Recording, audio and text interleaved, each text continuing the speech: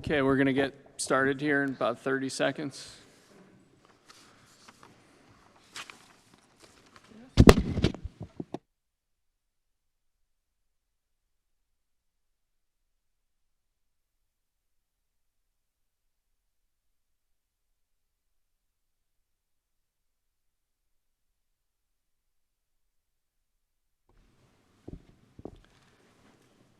This is the Baltimore City Council Ways and Means Committee. We're here today for legislative oversight, LO 23-0048, City's Financial Readiness for Tech Hub Zone Initiative.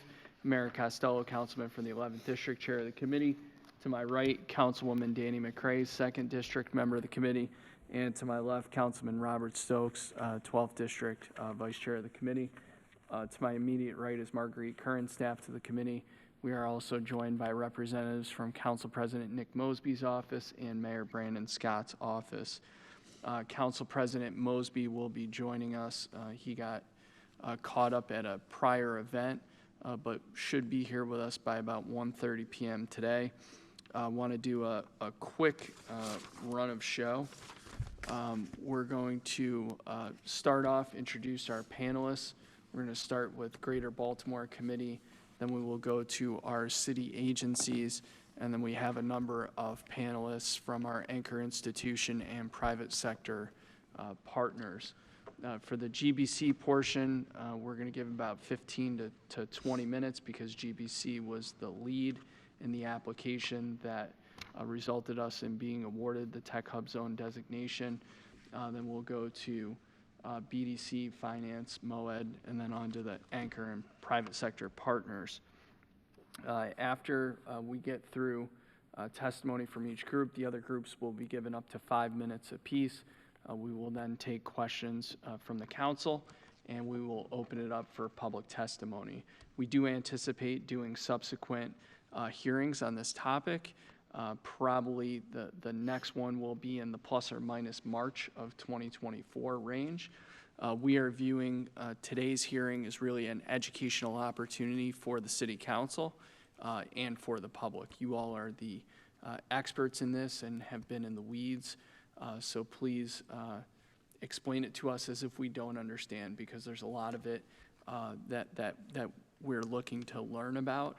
We are very excited about this opportunity.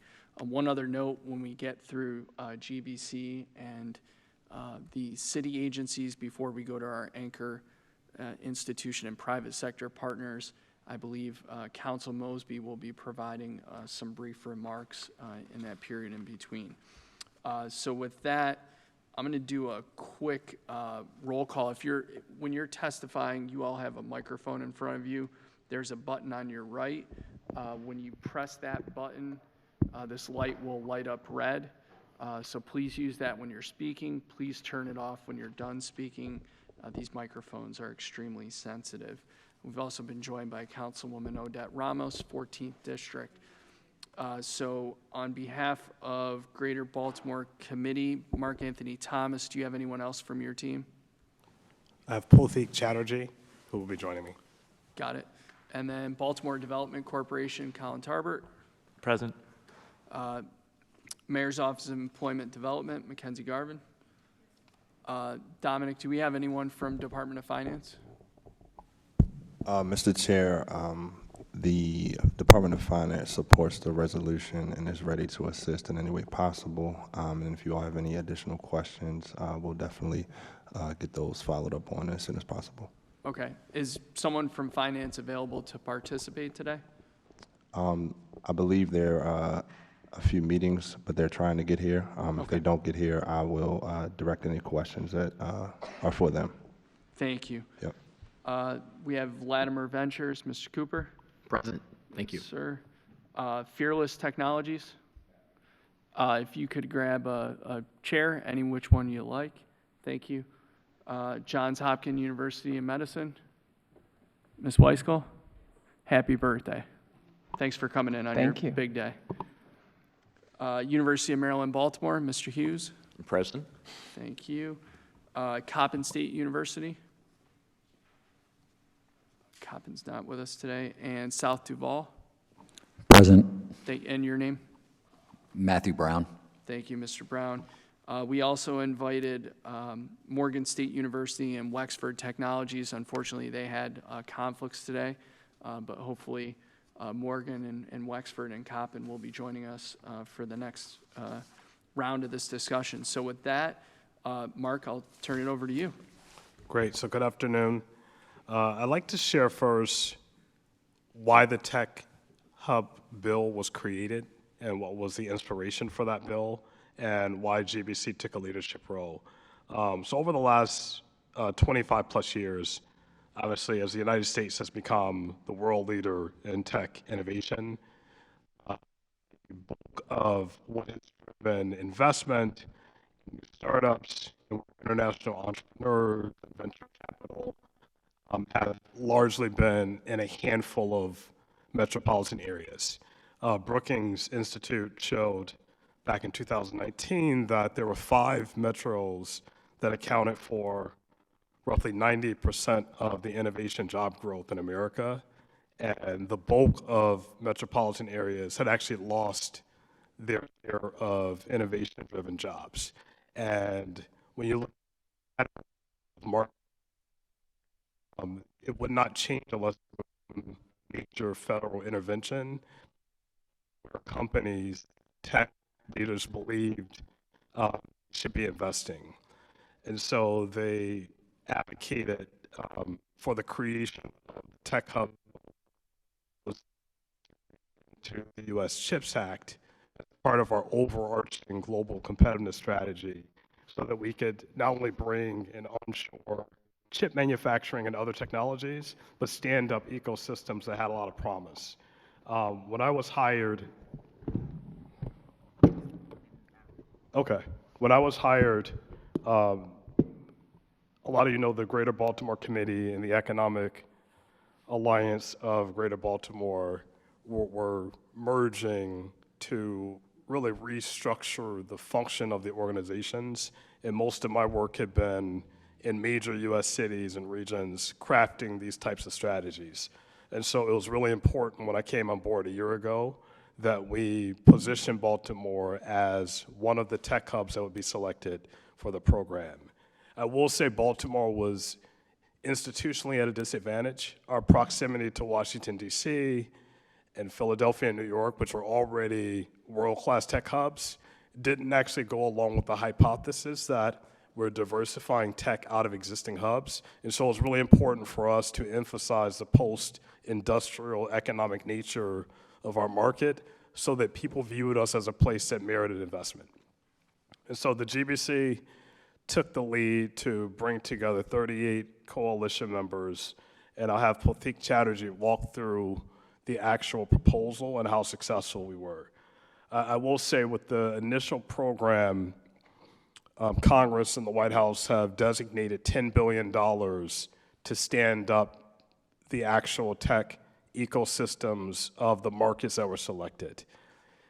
We hope that that is a down payment toward a long-term commitment to really diversify the technology industries across the country, but also, frankly, build our economy, create jobs, and give us a fairer shot at the type of growth you see in other markets. And so it was an important first step that we applied and were designated, but this is a long-term opportunity for the Baltimore region that I'll have Pothik now walk us through. Thank you. Thank you, and good afternoon, everyone. Mike. Thank you, and good If afternoon. if you're red, that means we can hear you. If you're not red, we can't. And while we can probably hear you in this room, the reason for that is this is streaming online, so the folks at home, which we're hoping are also getting educated like the City Council is today, we want to make sure they can hear you. Good afternoon, everyone. Pothik Chatterjee, Chief Economic Officer with the Greater Baltimore Committee, and I have a couple of slides that we have prepared for this presentation. If we can advance to the next one. So as Mark Anthony Thomas, our CEO, mentioned, this was a transformative win for the Greater Baltimore region when we were declared as a federally designated tech hub on October 23rd. President Biden made the announcement in the White House, and Mark Anthony Thomas gave a speech representing the Baltimore region, introducing the president. So truly a milestone moment. It was a very competitive process in phase one. So Baltimore was one of 400 applications from over the country, from 48 states and Puerto Rico. And we won. We achieved this victory in phase one as one of the 31 tech hubs. So what does this mean? It means a couple of things. First, we are now invited with the other 30 tech hubs to advance into phase two to apply for up to $70 million of funding to grow and transform our tech ecosystem in the greater Baltimore region. And I'll talk about those specific projects. But it also means that as one of the 31 new tech hubs, Baltimore region now gets preferential treatment from the federal government when it comes to other funding programs as well, through Department of Commerce, through the SBIR program. And the federal government is taking a different approach to these place-based investments than they have in the past. So we're having a lot more interaction and feedback from the Department of Commerce and the EDA in phase two as one of the 31 new tech hubs. And what's really stands out to me is that the support that we receive is not necessarily only about technology. They want to provide guidance to Baltimore around a variety of areas like transportation, urban and rural economic development, and the linkages between city and rural, as well as just overall tech hub development. When we think of tech hubs, we think of thriving tech startups, large tech companies, jobs, well-paying jobs, but we also think about urban benefits like transportation, housing, being able to live close to where you work. So there's a lot of benefits that we're already receiving today in phase one. Phase two is a very tight timeline.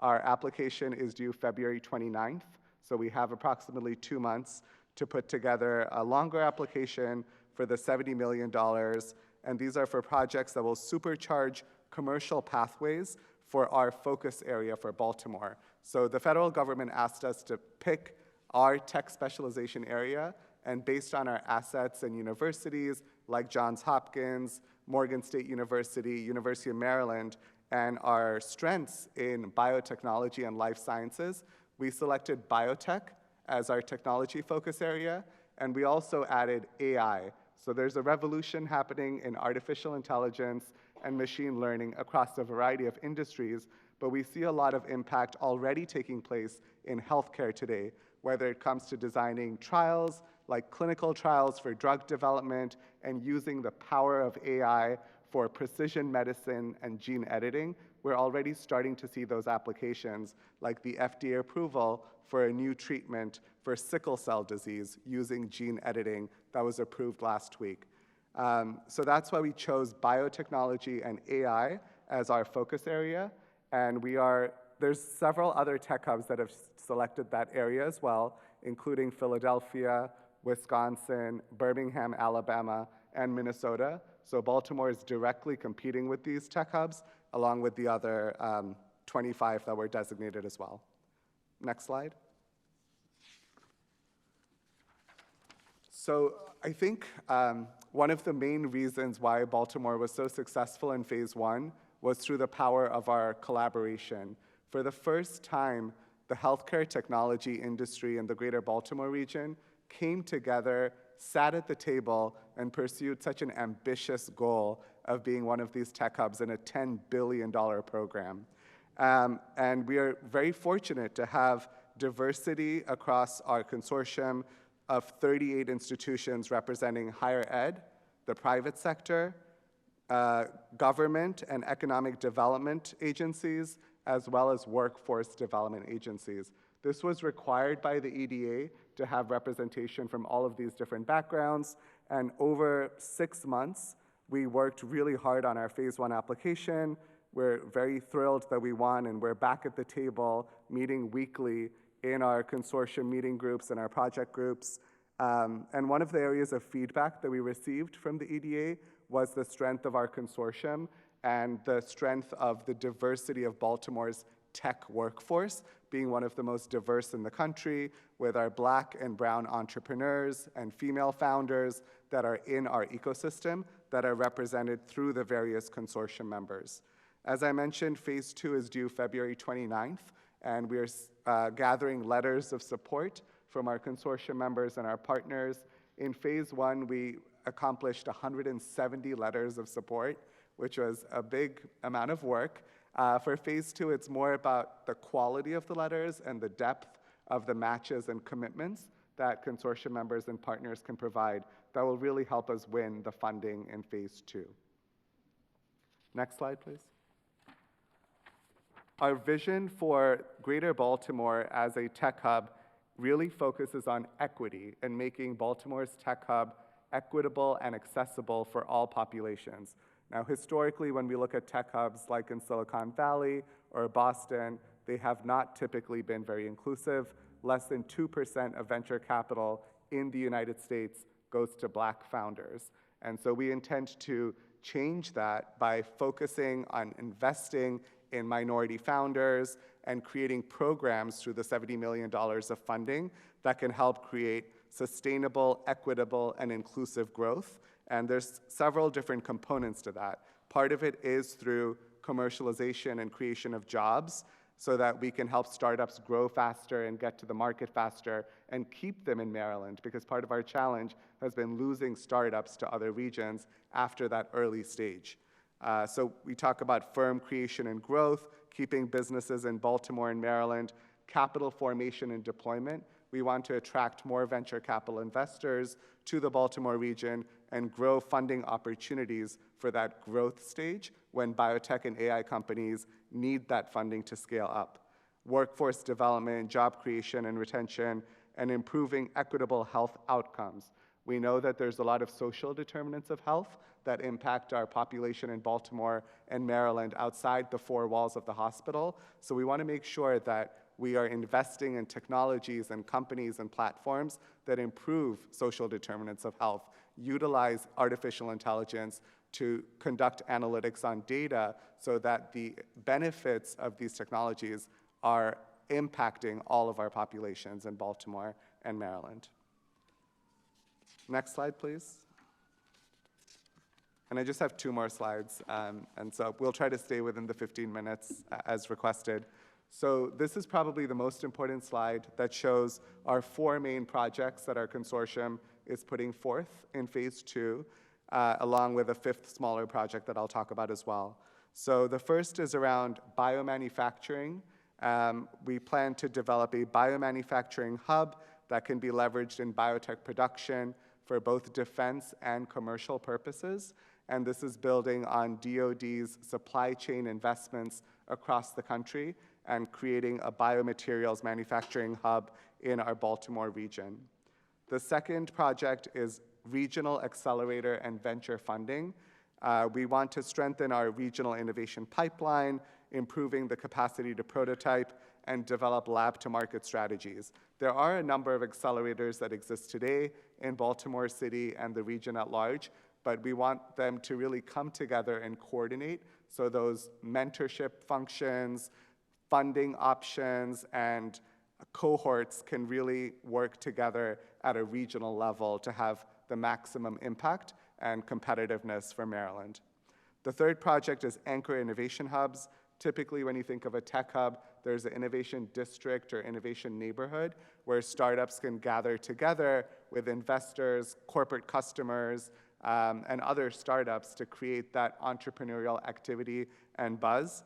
So this project focuses on creating programming for some of our existing infrastructure projects in Baltimore City, and you'll hear from some of our consortium leaders about those projects, and serving as an anchor to really pool those opportunities together for Baltimore and the region. The fourth project is around workforce development for AI and biotech jobs of the future, so developing and upskilling local talent to support production, scaling, and deployment of innovations. This is crucial as we build new companies and attract new tech companies. We want to make sure that Baltimore and Maryland has the workforce ready to fill those jobs and create those generational wealth opportunities for our communities, and some of those communities have been left out of tech hub benefits and wealth in other regions. So these are the 4 main projects. We will be putting together budgets of $10 to $15 million for each of these 4 projects. And the 5th project is required by the EDA to set up a regional innovation office for the greater Baltimore region in Maryland that helps coordinate the funding and ensure adequate reporting on a regular basis back to the federal government. So we're setting that up with a smaller budget of between $3 to $5 million, and that will be operated under GBC, under the Greater Baltimore Committee. And then my last slide is talking about commitments and matches. So the application requires a 10% match from the Baltimore region. So we're applying for the full $70 million, and we have to show a $7 million match from our consortium and partners, and this can be from public backgrounds or private backgrounds. It can be related to existing initiatives or new initiatives, but it has to be connected to biotech and AI. We feel very confident that we can reach the $7 million match through our consortium and through conversations that we're having with the governor's office, with the Department of Commerce and TEDCO. There's already multi-million-dollar programs around the innovation sector in Baltimore and Maryland. We have to make sure that we're able to connect it back to AI and biotech. But the bigger opportunity actually lies in the commitments. So the match is only 10%, but the EDA is also looking for a significant commitment from our city and our region, and they haven't given us an exact number, but I would interpret for something to be impressive to them, it would be in the vicinity of $50 to $100 million, because they want their portion, the $70 million, to act as a catalyst for really catalyzing tech activity and tech entrepreneurs in our region. So with that goal in mind, we're having numerous conversations with private partners like Microsoft, Google, Amazon, Wexford Labs, AstraZeneca, and others to help them understand what our main projects are and how they can partner with our Tech Hub consortium and potentially include some commitments in their letters of support by the end of February. Thank you for the opportunity to share our work, and happy to take any questions in the session. Thank you. And we're going to hold on questions till we get through the whole panel. Colin, BDC. Good afternoon, Mr. Chair, members of the committee. My name is Colin Tarbert. I'm with the President and CEO of Baltimore Development Corporation. We serve as the city's economic development agency. And we're so excited about the Tech Hub designation. It's a big deal for us. Not that we weren't a Tech Hub, but and we needed someone to tell us, but that it comes with, really does come with a reputational benefit to us, and it also comes with, hopefully, the funding in phase 2. And so we've been working closely with GBC. We're participating in all of the work committees and work that's being done, and excited to be part of it. I think at the same time, I wanted to talk a little bit just at a high level of how we are looking at tech hubs as part of the city's comprehensive economic development strategy, which we call Baltimore Together. And I did bring some progress reports for the council members that are hard copies here talking about it. Just to remind you, Baltimore Together is our CEDS plan. This is actually an EDA approved plan for the city. Colin, real quick, for those not familiar, can you give like 30 seconds background on what CEDS is and why that exists? Yeah, CEDS stands for Comprehensive Economic Development Strategy, and for cities wanting to be eligible, or regions eligible for EDA funding, every 5 years you conduct a CEDS plan. And so we completed our CEDS. We started it pre-COVID, so it took a bit of time to get it done, but we formally adopted it about 2 years ago. And every year we have the Baltimore Together Summit, which I know a number of the council members attended, where we report out on the activities and talk about the various initiatives. So it's comprehensive. It covers economic, workforce, community development.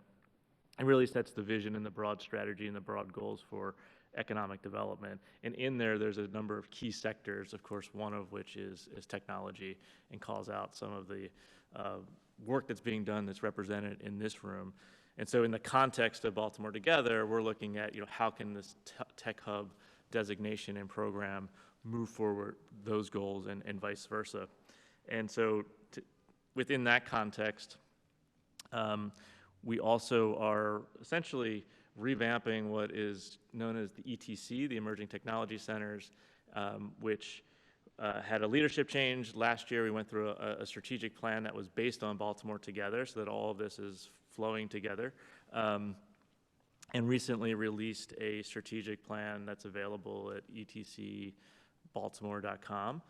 And the timing is opportune, although I would love a little bit more time in terms of the phase 1 application process, because where we are is we have a plan, we have goals that relate to 3 of the Baltimore Together goals. One is to build an equitable economy. I think you heard about the inclusive nature of the Tech Hub approach.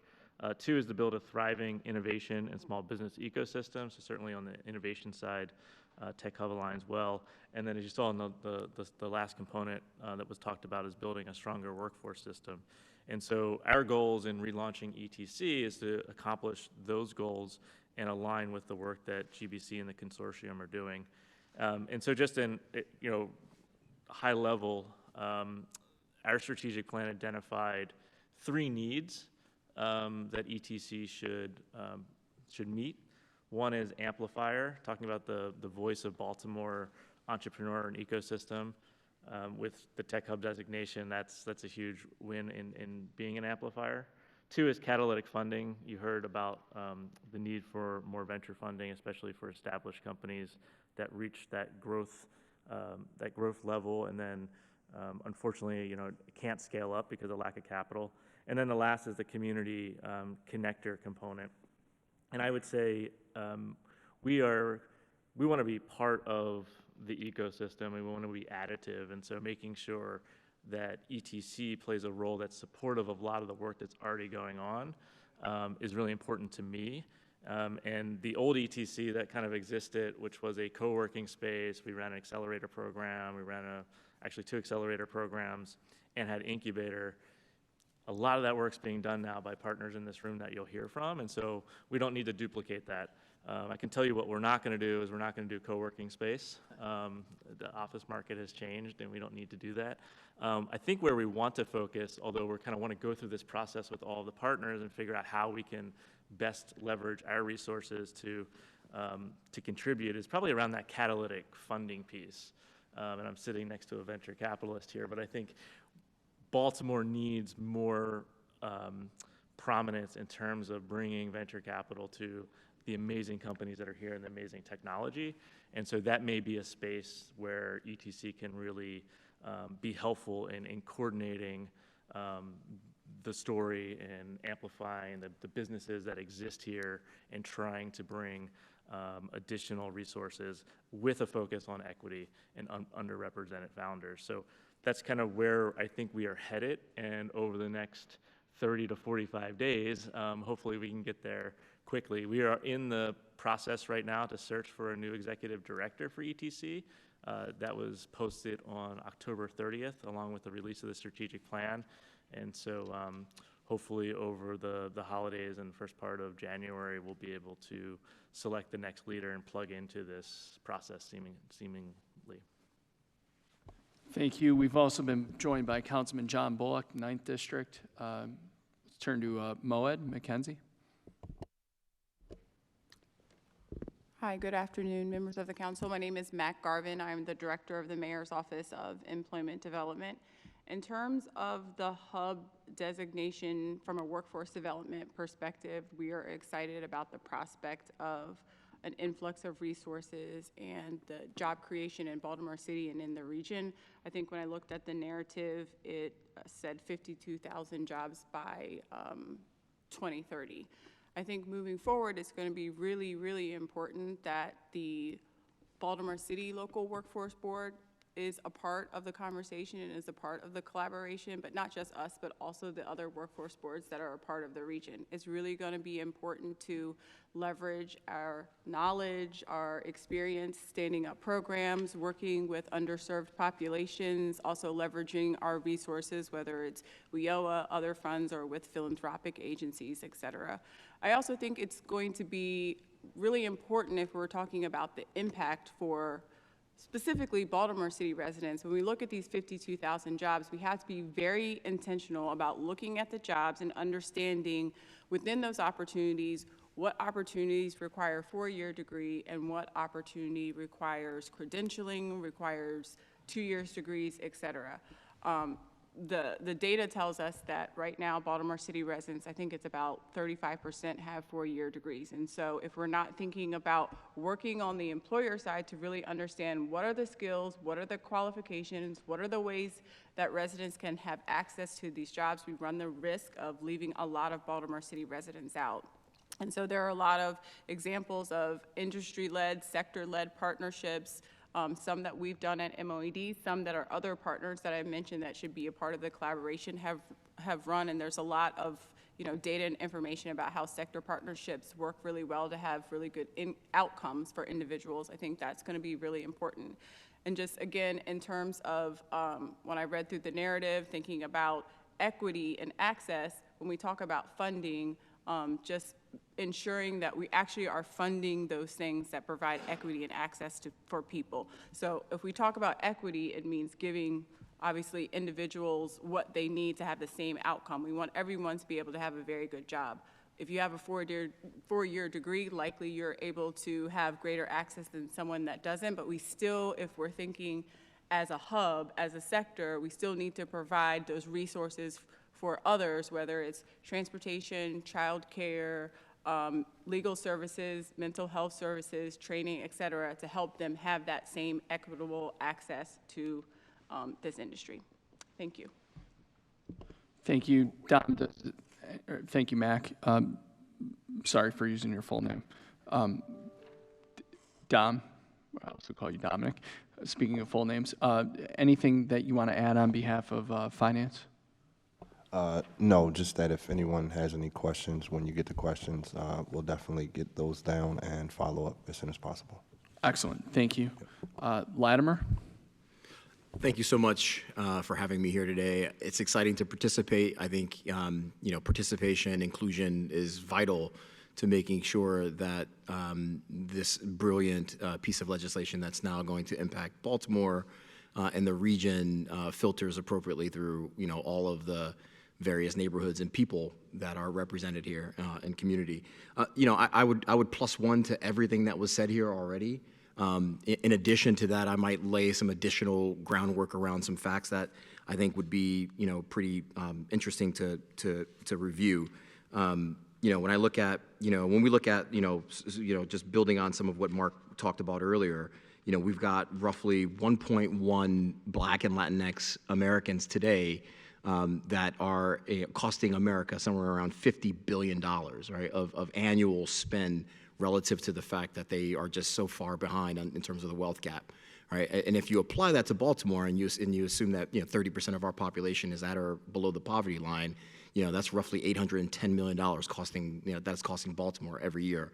So it's not just critical that we solve this problem for tech innovation to happen around jobs creation and all these other things, but in order for people to have a fair life, right, and have an equitable opportunity to achieve, the American dream, it's necessary that we do a couple things, right? And I'm speaking from experience as an entrepreneur who's been in this city for 22 years. I started my career here as a lawyer, an M&A lawyer. I'm not from here, but I'm for it. Came here in 2001, worked at DLA Piper, worked at State Farm in-house counsel. I built 2 technology companies here, right here in Baltimore. One, I commuted back and forth to Bowie, and we sold that to CACI after 4 years of hustling. It was a $50 million transaction. I'm proud that we accomplished that. And the second one was Fixed, the company I started right here at 1407 Fleet Street, and built that up, raised $6.5 million for that in 2014 to 20, and sold that in 2020 to Assurant, a $10 billion insurance carrier. Why am I telling you all this? I'm telling you all this because in 2013, 14, 15, 2007, when I was doing these things, none of these enablements that we're talking about were present, right? Not only were they not present, but the voice that we're looking for, right, to educate, inform, advise us on how to filter this information down to the ground so real people can absorb it was not at the table, right? And I'm glad that we're now having that conversation and we're allowing that to happen. I think that, two of the key things that we need to think about as we, start to, sort of plan how we are going to, roll out, a lot of these programs, first and foremost, we've got to be applying a racial equity lens to everything that we're doing. It's not just, oh, let's go talk to the community, right? It's really even how we phrase the conversation and the question, right, creates sometimes a bias. And if I don't understand, right, that this is for me or there's an opportunity for me, I don't hear that very clearly, I'm not going to participate, right? There's a trust issue that exists within these communities today, and we cannot step over that. And the organizations that are in this town today trying to do some of these things, sometimes are tone deaf. Right, tone deaf. And so I think, number one, we've got to do that hard work of applying our racial equity lens to everything that we're doing. And then secondly, I would say that we need institutional participation, right? Meaningful institutional participation. When I look at the institutions in the city of Baltimore, many of them are extractive. They take from our society. They don't really add things. And when they add things, it's usually for reputational benefit. Right, and we've got to move away from that, right? We've got to move away from that. But there are positive examples of that too. My work at University of Maryland, Baltimore, where I'm the distinguished presidential scholar as well for Bruce, and do great work there. We're putting our feet to the fire. We're taking our very large procurement budget and opening that up in a way that allows members of our community, Black and brown, small business entrepreneurs, to access us more easily, right? A thing that doesn't happen today. And when you think about hundreds of millions of dollars in procurement budgets across the state, across the city, right? Those are things that can be transformative opportunities that when you combine them with this tech designation can have outsized impact on the residents of this city. I'm a big believer in this city. I know that we have the talent, we have the workforce here, but sometimes we're just missing these additional conversations. I'm excited, by some of what I see also, and the level of interest and participation by Black and brown, small business owners in the city. When I've attended some of the events in the past that have been put on in the city for tech entrepreneurs, you might see, 10, 15, 20 people show up, right? There aren't more than 10 or 15 venture-backed tech entrepreneurs in this city today, right? That's reality, right? If I go back to 2018, right, Baltimore City brought in about $150 million of total investment.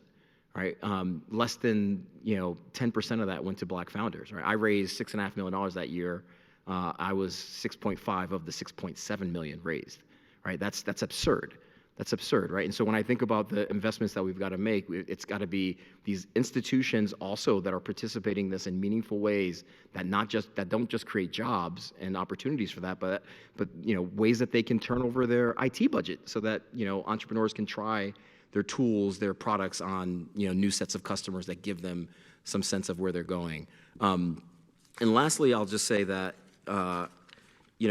Black Tech Saturdays was a thing that we brought here. Again, most of the events that I've attended in the city, you get dozens of Black people attending these things. You get dozens of diverse entrepreneurs attending these things, and the participation, the meaningful level of participation is low. Right, Black and Latinx is low. And so we weren't sure what was going to happen because we thought, well, there are only 10, 15 venture-backed tech entrepreneurs here anyway. Maybe it won't be that well attended. Well, we had 300 people show up on a Saturday for this event, 150 people on the wait list, right? These are hungry entrepreneurs that are excited and very much, expecting meaningful participation in all the great benefits that are going to flow from this Tech Hub designation. As a venture investor, I am somewhat, conflicted because there's a little bit of a selfishness in it for me. My job, right, is to return money to my LPs, right, with a nice return, right, and I think we can get that by investing in these underrepresented pockets of society that have been long forgotten about. And the more that we can do here, whether it's Black Tech Saturdays, Latimer House, Latimer Ventures, things like that we should be, investing in more in terms of infrastructure. I think that the more kinds of things that we do like that will lead to the kind of Baltimore that I want to see and that I think we all want to see. One that will have lower crime, one that will, all these things that we talk about that are social ills in Baltimore will begin to subside as we make more of these investments. So I'm excited about the work that we're doing, happy to continue to, educate and participate in the information sharing of this panel. Thank you. Fearless? Yeah. Good afternoon, everybody from the committee. Thank you so much for having us here today. I'm John Foster. I'm the Chief Impact Officer of Fearless. We are one of the largest tech companies in the region, close to 250 people. I'm just very excited to be here. I've been in tech and in the tech ecosystem for 20 plus years. I may not look it, but 20 plus years. And the thing that I often, think about is the idea that tech is easy and people are hard, right? Tech is easy and people are hard. And I think the thing that I absolutely love about this EDA grant is and I need y'all to hear this, right? It helps to create the conditions, right? And I'm looking forward to the conversation as to what that means and how we enact that thought, right? But the grant creates the conditions for a couple things. One, it creates the conditions for entrepreneurs to understand and engage in the right way. I think a lot of times with these kinds of concepts, we lose the idea of what it means to focus, and through that focus, how do you actually go to implement? So as an entrepreneur, I think that the EDA grant gives a platform for how a new entrepreneur, how an existing company can engage in a meaningful way, how we think about the flow down of monies, how we think about what collaboration looks like. And so that this idea of how to actually build an ecosystem is fundamentally embedded in the grant, right? So that's the first thing. I like a lot of what Luke said. Over the years, it's been hard for a company like Fearless to understand its place and how to engage in the right ways. And so I think once again, because I think in terms of technology, right? We are building a platform here. So I'm very much looking forward to that. And I think the last thing, just to wrap up briefly, is the idea of equity. Once again, I think we struggle to understand how to actually execute against the idea of equity. I love you all. We often talk about it, but we don't really think about what it means to take the idea of equity and actually exercise it in a meaningful way. So I think what this platform does, it gives us the opportunity once again to think about, what it means to, conceptualize, but then also actually go implement against some things. So just my brief thoughts around my excitement for this. I'm looking forward to the questions. I'm looking forward to the engagement, and I hope you all are too. Thanks so much. Thank you. Johns Hopkins University of Medicine. Hi, I'm Christy Weiskill. I'm Executive Director of Johns Hopkins Technology Ventures. Thank you so much for the attention on this and for helping us think through this. I think this is a really important moment for the technology ecosystem and the future of Baltimore. I wake up every day for two reasons: to bring the great ideas of Johns Hopkins students and faculty to market, and to build the Baltimore ecosystem. And so as many anchor institutions in other regions have done, we at Johns Hopkins are trying to lean in to starting these companies, to creating products that are great for the world, and also creating jobs right here in Baltimore. Our asset base here in Baltimore is richer than even some of the ecosystems that are on fire. And why is that?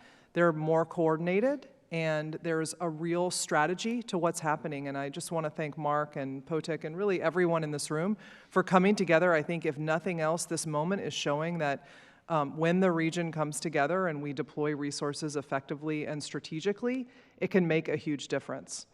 Let me talk about the Potik's areas of focus for this grant. When it comes to AI and biotech, there is no one in the country making bigger bets than Johns Hopkins.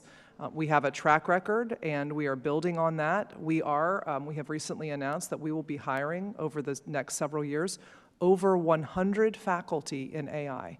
That could really move the center of gravity in this really exciting new area of technology to the East Coast and to Baltimore. And we can't even fathom the types of companies that will come out of that effort and the types of jobs.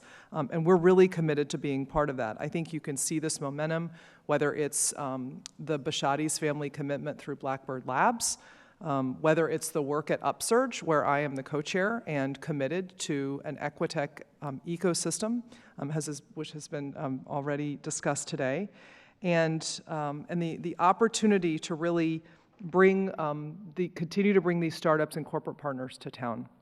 In conclusion, I would just like to say that there is no city thriving in America today that does not have a vibrant tech ecosystem.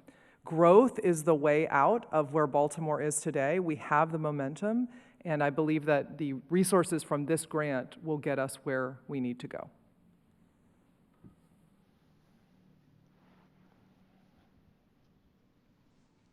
Yes, that's the end of my remarks. Got it. Thank you, Councilman. Thank you. An outstanding hire by Johns Hopkins with Justin Lane, someone who's familiar to all of us here in City Hall. Had to put him on the spot. University of Maryland, Baltimore. Thank you, Mr. Chair and members of the committee. Jim Hughes, I'm a Senior Vice President of Economic Development at UMB and also President of the University of Maryland Biopark. Delighted to be here. Thank you for your interest in this incredible opportunity. It really lines up very directly, very meaningfully to really the mission of UMB and so much of what we've been trying to do. And we've invested resources in this area and we've made some progress, but admittedly, we're just scratching the surface of the opportunities. So just UMB lines up just so well with the grant in the 4 areas here, but we conduct about $600 million worth of programs a year. 550 million of that is in the biomedical research arena. So the focus of this grant ties in with a lot of what we've been investing. How do we certainly impact the movement forward of technology and the opportunities for our students, but most specifically, how do we commercialize those discoveries in Baltimore City? How do we grow companies that will hire folks in Baltimore and will build their businesses here and the like? So we have we've created an investment program. We invest close to $2 million a year in Baltimore City-based technology companies. Some are UMB, some are not. So we've invested in companies affiliated with a number of universities in the city. We have invested millions of dollars in building our biopark, and that has been leveraged with a $180 million investment in a new building. Thank you, Mr. Chair, for attending our topping off. We broke ground, seems like just a few weeks ago, but I guess several months ago, and this is a new $180 million building that'll have 250,000 square feet of space for the companies coming out of the universities. We also, in the midst of that, have a very community center focus. So if I look at the $550 million that we do of biomedical, we do another $50 million of community programs, the vast majority of them in Baltimore City, and that's outreach by our schools of medicine, nursing, dentistry, pharmacy, law. They're all very involved in the community. Social work is playing a major influence. And addressing a variety of issues, but in particular addressing a lot of the equity issues. How do we go into communities and make the connections of the commercial opportunities that are being generated here? The other aspect that's been mentioned is this grant, frankly, helps to bring us all together. We do work with the people in this room, but it's been, for the most part, a individual relationship with Morgan State, an individual relationship with Johns Hopkins. What this grant and the great leadership of the GBC is knitting us all together, and how do we get 30 people in the room on a regular basis to really blue sky and think, what's the big impact? So we're very excited to be a part of it. We're all in and going to do everything we can to help win this grant and then have tremendous impact. Thank you. Thank you, Mr. Hughes. And last but not least, South Duval. Good afternoon, Mr. Chair and members of the committee. My name is Matthew Brown. I represent South Duval, which is a life science-focused real estate developer. We currently own City Garage Science and Technology in Baltimore Peninsula, as well as other assets across the Mid-Atlantic. What I find most interesting about this effort right now is how the physical real estate of lab space plays into the growing life science ecosystem here. The city of Baltimore has seen many companies leave, coming out of the great institutions such as Johns Hopkins and UMB, and opt for other locations. And I believe one of the reasons they have left is because of the lack of available premium lab space in the community.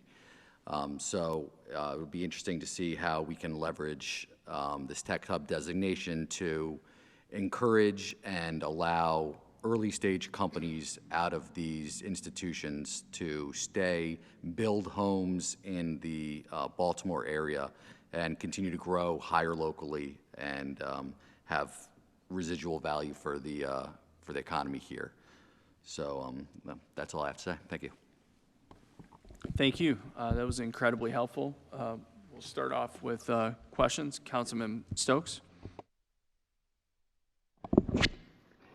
Thank you, Mr. Chair. I want to say to Director McKenzie, Luke, and Fearless Tech, I really glad you're being honest about what you're saying in the city. And the two magic and buzzwords in this city is workforce development, and the other word is equity. And I say it all the time, I have not seen it yet. It's a buzzword. And I'm gonna use an example. Not even my district, a company came to the district, training. But Director McKenzie talked about if you don't have a support system for those young people in this city, they'd never walk through that door. So the company is recruiting from Harford County, you got kids from Harford County, Baltimore County. No kids is going in that training because there's no support system there for them young people. My statement is, who is going to, when we do this equity with all this money, who's going to be, who's going to be the equity officer, where the staff going to be at? And I'm tired of hearing about workforce development, everybody talking about this, but I have not seen it yet. Now we got $70 million, and we're having the same conversation about those two buzzwords. So my question is, who is going to be monitoring the workforce development to make sure those small black and brown residents have access? Who is going to make sure that those hubs you talked about, Director McKenzie, go into those neighborhoods, like poor black and brown neighborhoods? When we talk about transportation, you need to build in those neighborhoods. You need to build those hubs in those poor neighborhoods, not outside of that. And then we talk about the transportation issue because they can't get there. So not my statement, but I will be watching to make sure them hubs are built in these poor black neighborhoods where we need to go at and build a facility there so they can have no transportation issue, but they have access to all this money, all this training. So I know this is just the beginning of it. I'm almost like the police. I'm going to watch it. I'm going to watch the equity, and I'm going to watch the workforce development, because that word is flying all over the place. So, thank you. Yeah, and I'd love to just kind of speak to the broader economic strategy that the GBC is embarking on. Really, 2024 is when we'll provide a much broader regional economic opportunity plan. Assume that Tech Hub was an opportunistic moment where if, I'd been here for a few years, you would really see all the different industries, how transportation, how workforce would have fit into a broader framework. But you're right, all of the buzzwords and things that people are frustrated with in Baltimore and across the country, it is an opportunity for us to course correct this. I do want to clarify, I think what Commerce and what the EDA, and you see this with the full CHIPS Act overall, is they're really modeling these investments after how other markets have used the private sector to catalyze the growth, right? And so if you look at Boston and the investments that Massachusetts has made, a lot of that is really getting the life sciences ecosystem through private industry to create the jobs, and where the public dollars have supplemented is around internships public-private partnerships, things that give their population access to that private sector opportunity. You all know this, but I've spent 10 years in New York doing economic development for them, and most prominently on their partnership side for all of their public investments to catalyze their private sector on tech. And so it's very similar of where their tech investments were about standing up the private sector's leadership and capacity. The Tech Hub designation is really earmarked to do that. And so part of why you see the private sector leaders is they have to be the voice to really say, this is how we're going to create the jobs. This is how we're going to put more capital behind companies. This is how we're going to support founders. And then as we start to see more corporations and businesses at a homegrown scale, we'll be able to build out more pipelines that then have a better sense of what types of opportunities will be created. Thank you, Mr. Chair. Just one more statement. Are we working with the school system, with our high school counselors? Because in the 9th grade, the counselors should be a part of this conversation, because they know the kids that don't want to go to college and the ones that do want to go to college, but the ones that don't want to go to college, we need to start recruiting that kind of pipeline through the school system. So are y'all working closely with the school system? Not yet. When you start, I mean. I know right now this is just a beginning. Yeah, no, we welcome. It's just a suggestion, that's all. Assume that this is one of the conversations we're having to start to create that conversation, right? So we're largely trying to educate what the Tech Hub investment is. This gives us opportunities through the designation for other federal opportunities that can stand up programs at workforce, in our education system, in our transportation networks, to then say, hey, this is our aspiration.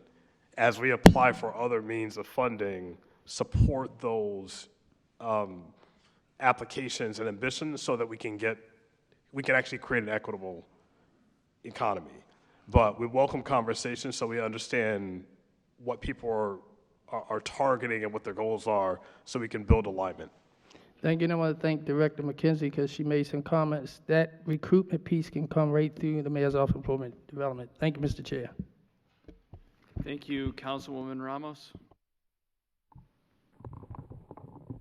Thank you, Mr. Chair. Director, did you want to say something to that last comment? Because it sounded like you want, excuse me, Mr. Chair, just acknowledging that the director.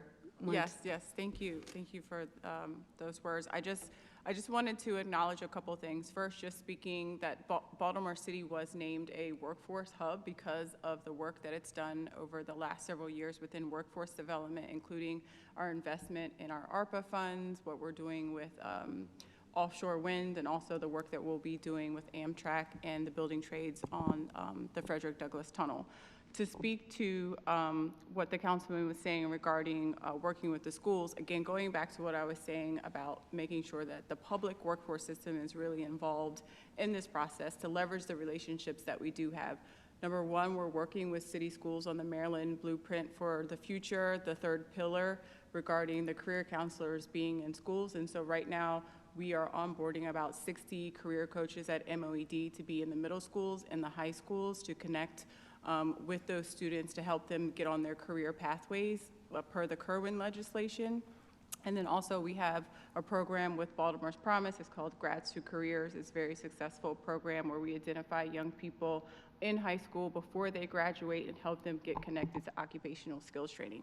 I say all this to say there are a lot of programs and initiatives that are a part of the public workforce system, whether it's with us or with other partners that are part of the region. But for us being a part of the conversation, we can't collaborate to see how we can leverage existing programs and expand those and get other people connected. I think in terms of workforce development and sector strategies, it's really going to be important to have that relationship. For example, I'll use Baltimore Health Corps, for example. That was a really great initiative where a new entire sector was coming online. Contact tracers, case investigators, no one knew what that was. We worked with the health department. We worked with Healthcare Access Maryland.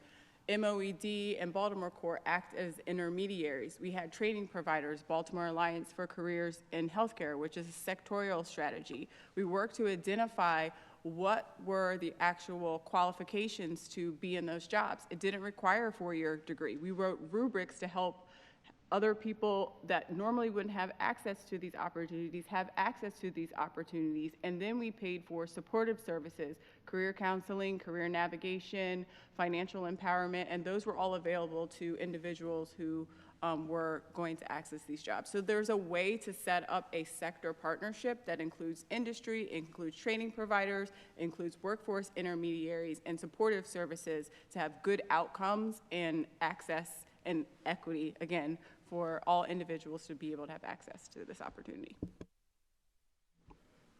Thank you. I'm glad we got to hear that very important connection in terms of what you've already done, and which says that MOED can absolutely meet, you know, the demand of what we need. But my question is related to MOED, but I think GBC might need to answer it. The $70 million, would some of that go to MOED to be able to, they're going to need to increase their capacity significantly in order to meet the goals that you've set, or that we as a city have set, to be able to hire our own workers and be able to make sure that our own workers are ready? Yeah, so a couple things. I wouldn't think of it as only just the $70 million, right? It's a $10 billion program that will have multiple phases based on where the ecosystem is, right? And so a lot of what the first phase is on is getting to a place where we're actually creating the companies that create the jobs that people want to see, and assume that Baltimore is not even there yet, unfortunately. And so the workforce partners that have been brought in are helping shape what those needs would be long term, but there's a space for MOED and for the city to help inform and be at the table for any of the initial funding. Well, okay, thank you. I appreciate that. I do think that they need to be at the table, and also I agree with my colleague around the school system. I represent Mervo. Okay. That technology is in the name of the school. Yeah. We have several pathways for careers for our students. There was a CTE study about 4 years ago that basically said, and I think this was the basis for one of the pillars of the blueprint, but it basically said that our kids in our tech schools, only 30% are graduating with and getting jobs that are over minimum wage. Yeah. That's horrible, okay? So if we're going to be a tech hub, we have to start not only with building the businesses, but I bet, so Mervo has a program that is actually working on wind power, okay? These young people are part of what's going on relative to green jobs, solar, and wind, okay? I'm sure there's a technology aspect in there somewhere. But I'm just saying that they're already working on some of cutting-edge progress and programs with our young people. Yeah.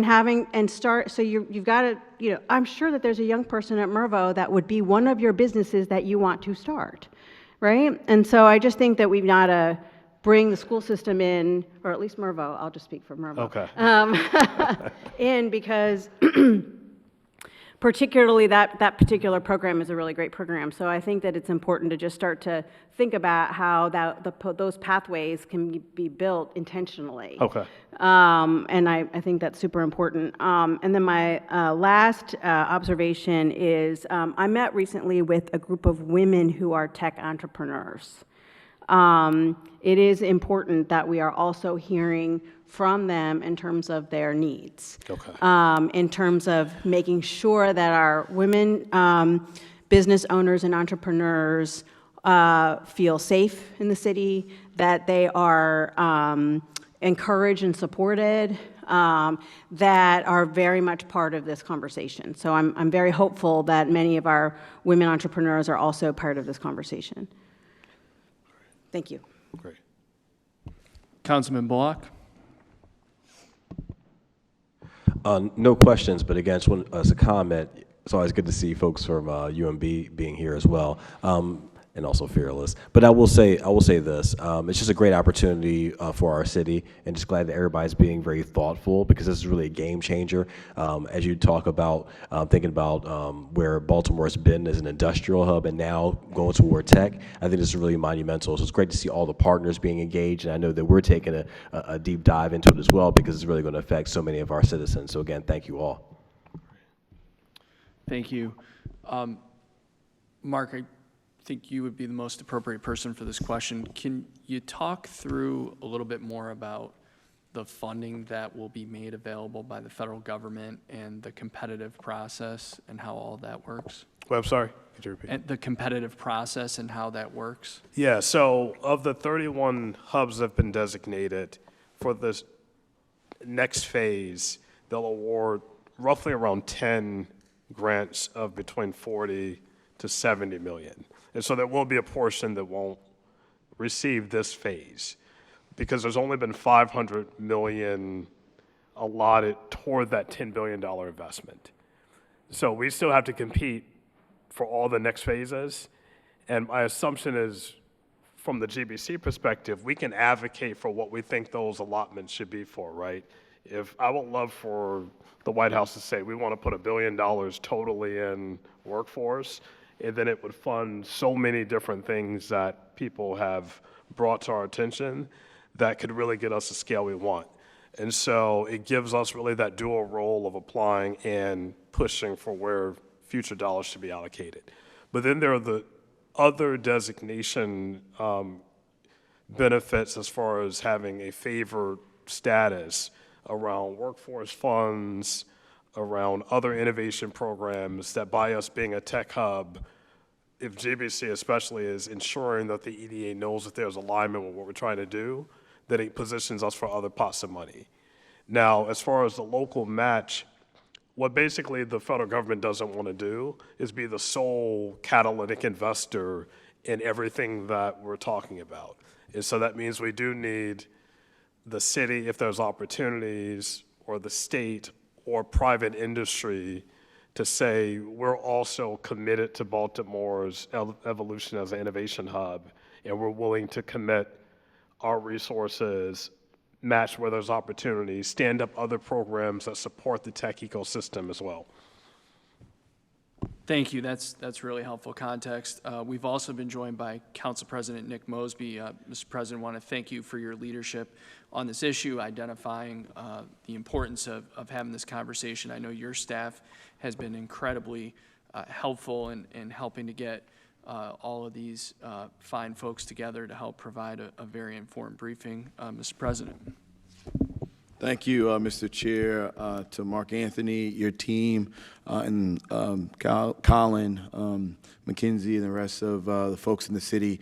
You know, this is I'll consider it a once-in-a-generational opportunity for us to look at the Central Business District in a way that we have not seen it before, for us to connect synergies that we have not seen before. And it's this council's duty, responsibility, and mission to ensure that anything that we can do to proactively put us in the right space, you know, as you go through the next round and onward to the actual award, because we're going to speak it into existence. We just want to make sure that we're properly prepared. So, you know, thank you. I had the opportunity to sit down with your team yesterday to kind of go over the logistics, as well as kind of an overview of what we're going to talk about today. But know that this is not just for show.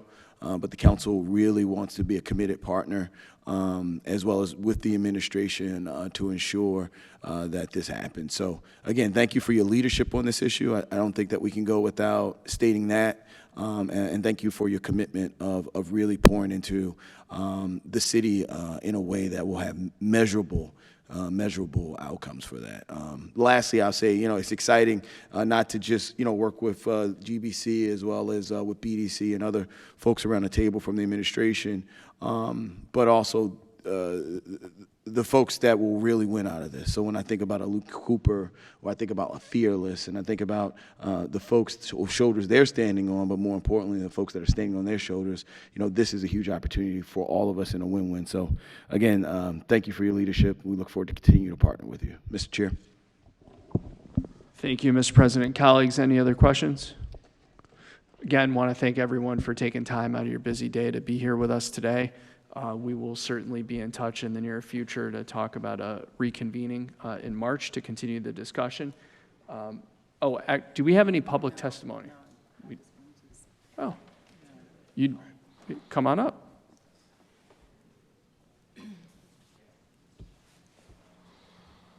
What?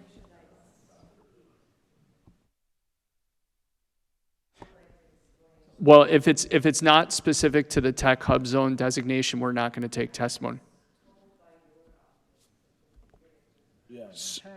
So, that there was an ability to public speak between 1 or at 1:30. Specific to what? My issue, well, it covers a lot of things, but today I wanted to speak on water bills. I do appreciate everything you're all saying. I mean, you say you want people to be involved in the community. I had to drive a long way down here. Yeah. I had to pay that, you know what that parking garage charges you.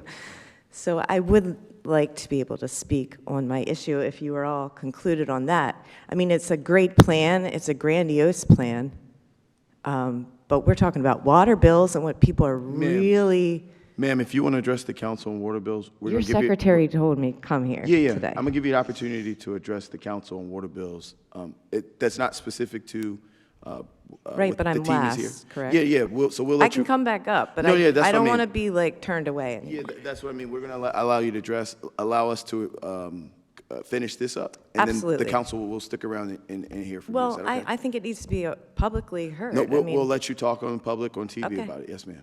So, Thank you. yes, no problem. Mr. Chair, if you could wrap up the meeting, and we're going to stay on TV 25 and go to the next. Thank you, Mr. President. Recess, but...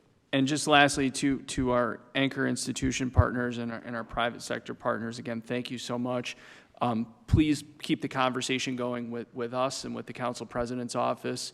We know you're in close contact with GBC and BDC, but if you have any ideas or things that we need to be made aware of or how we can improve upon this discussion at the March reconvening, we would really appreciate your input. So with that, we're now in recess. I'll turn it over to Council President Mosby. Thank you so much. You guys are able to leave. Thank you. Council members, if you could stay for a second.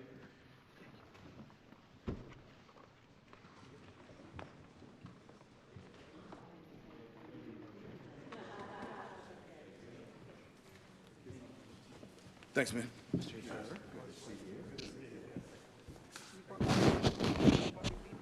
Yeah, we'll leave it on. Huh? Yeah, I know.